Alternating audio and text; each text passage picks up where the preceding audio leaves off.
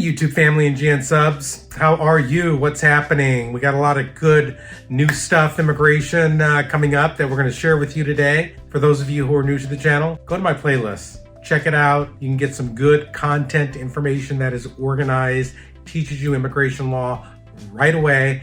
I do three things. I give good news. I'm the good news guy. You want bad news, you got to go to the other channels, right? Give you good news on policy, guidance, what's really happening. I go through real cases. Second thing I do, I go through real-time cases, tell you what's happening in my office, really tells you what immigration is doing. Third thing, I take complicated subject matter, I break it down, make it very simple. All right, let's get right at it. Let's see exactly what's happening with immigration today, early February, starting off the new year. Let's jump right into it.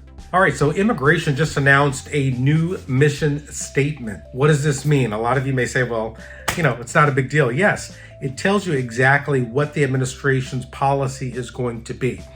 For example, the Trump administration came in and they said, we are a nation of immigrants. They didn't want us to be a nation of immigrants, even though we're always a nation of immigrants. I mean, we've always been a nation of immigrants. So Trump administration came in, you see what policy had to do with his administration, right? A lot of negative stuff happened in the Trump administration.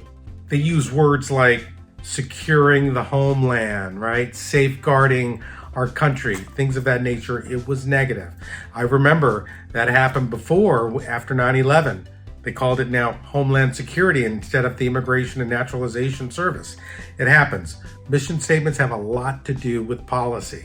This new mission statement, it talks about welcoming immigrants. It talks about fairness, integrity, respect in the adjudication and serving immigrants. It's a great new mission statement, and it indicates that we are indeed a nation of immigrants. It's good stuff. So there's a new bill called the Dignity Act. So there is this Republican congresswoman in Miami, and she is proposing on her own, the first time without proposing legislation in committee.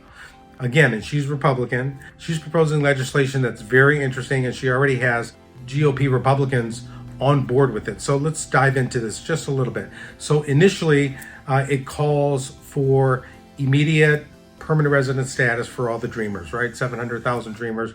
That's easy. That's in everyone's pretty much in their amnesty proposals. Here's the thing that's interesting. What she's doing is her legislation is requiring that undocumented individuals pay $1,000 per year for 10 years. It also requires that any money that they make from their check, 2% will be given to CBP to use to maintain the border. The $1,000 that they would pay annually for 10 years will give them a deferred type of status. It's not going to give them a green card.